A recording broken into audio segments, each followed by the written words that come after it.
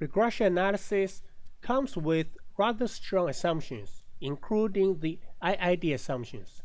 In practice, there's no guarantee that these assumptions will be met. Here in this entire video, we'll look at major departures from regression model or major violations of the assumptions. Pretty much all these departures and violations can be diagnosed via study of residuals. That is why this part is called residual analysis. Even though we dedicate this entire video to residual analysis, we can only touch the basics of it. Let's get started. There are 6 major departures from our simple linear regression model. The first is that the regression function is not linear. The second is that the error terms do not have constant variance. This phenomenon in regression analysis is also called heteroscedasticity. The third one is that the error terms are not independent. The fourth is the presence of outliers which distort the regression function.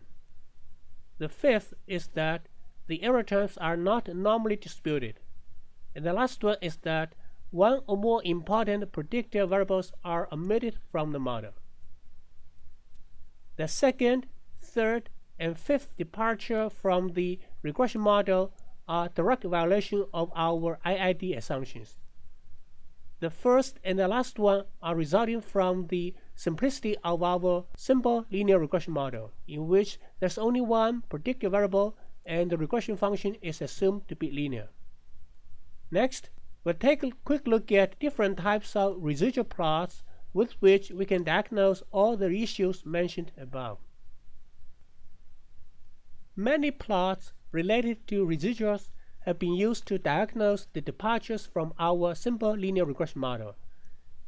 Here, some common plots of residuals are organized into 3 groups: residual plots, box plot of residual, and normal probability plot of residual. It is not uncommon that all these plots are called residual plots. The one residual plot we see most often is to plot residuals against predictor variable y. It can also be plotted against fitted values y hat. Sometimes we also plot absolute or squared or standardized residuals against y values. To see whether error terms are indeed independent, we can also plot residuals against time or other sequences. Of course, plotting residuals against omitted variables can help us identify important missing predictor variables. Box plot of residuals can help us identify outliers, and the normal probability plot of residuals helps us determine whether the normal distribution assumption is met. A qualitative way of identifying nonlinearity is to see whether there's any systematic pattern in residual plots. Residuals are supposed to be random. Any pattern would be a strong indicator that a nonlinear regression model might be needed. A more official diagnosis of nonlinearity is F-test for lack of fit. Here, we are not going to talk about the details of F-test for lack of fit. In case you want to seriously conduct a hypothesis test on nonlinearity, you can always look into F-test for lack of fit. With our extensive coverage of hypothesis testing, it is not that hard to learn and understand this F-test for lack of fit. The most often used remedial measures for nonlinearity are transformations. We transform our original independent variable into nonlinear relations such as x squared, natural e to the power of x, logarithm of x, square root of x, 1 over x, e to the power of negative x, etc., etc. A harder problem to address is nonconstancy of error variance, aka heteroscedasticity. On residual plots, if error variance systematically changes, such as increases or decreases with x or fitted value y hat, then heteroscedasticity may exist in our regression model. More officially, we can use rank correlation test, the Brown-Forsyth test, or the Bruch-Pagan test to identify heteroscedasticity. When the error variance varies in a systematic fashion, a good approach of remedial is to use the method of weighted least squares to obtain the estimators of the parameters. Transformations are also rather effective. In practice, the nonnormality and non-constant error variances often go hand in hand. In many cases, the same transformation that helps stabilize the variance also helps normalize the error terms. So typically, the transformation for stabilizing the variance will be done first, and then the new residual plots will be studied to see if serious departure from normality still exists. In this scenario, we will transform y, such as logarithmic transformation of y. A useful transformation is called Box-Cox transformation, which identifies a transformation from the family of power transformations on y. Essentially, the new y will be y to the power of lambda, where lambda can be any real number. When lambda is 0, then by definition, the new y will be the natural logarithm of original y. An even trickier issue in regression is nonnormality of error terms. Normal probability plot is often used to diagnose nonnormality. Here, standardized residuals are plotted against their respective expected value under normality. In a perfect world, it will be a 45-degree straight line.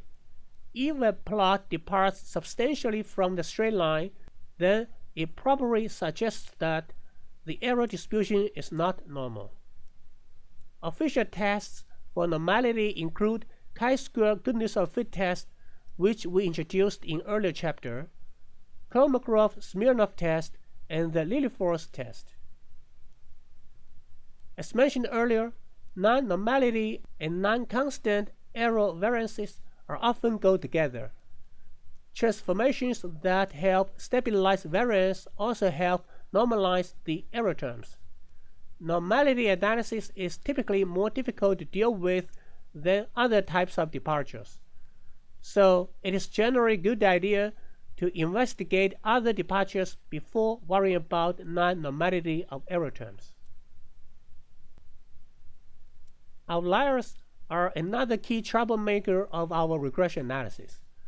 To spot outliers, a rough rule of thumb is to consider absolute standardized residual of 4 or more to be outliers in the residual plots, particularly the plot of standardized residual against x. Generally, we shall not discard an outlier. We can do so only if there is direct evidence that it is an error in recording, a miscalculation, or a similar circumstance. But outliers will distort our regression model significantly because of the nature of the method of least squares. So it is sometimes a good idea to use an estimation procedure that places less emphasis on outliers. The discussion of such procedure is beyond the scope of this lecture. Another key assumption of our regression model is the independence of error terms. If they are indeed independent, then the residuals in a sequence plot would fluctuate in a random pattern around the baseline. The sequence that is used most often is probably time sequence. If, on the other hand, we don't see randomness in the sequence plot, then it is highly likely that error terms are not independent. When we are facing the issue of non-independence of error terms, working with a model that calls for correlated error terms is usually recommended. An example is to work with first differences. Suppose we found that error terms are dependent on time sequence. Then, instead of working with y directly, we work with the differences in y value between time period t and previous time period t minus 1. Last but not the least is the omission of important predictive variables. We can plot residuals against variables omitted from our current model. If we see a rather strong pattern between the two, then it is probably a good idea to include this variable into our model and run regression analysis again. Naturally, the direct remedial measure is multiple regression analysis, which will be covered in detail in later chapters.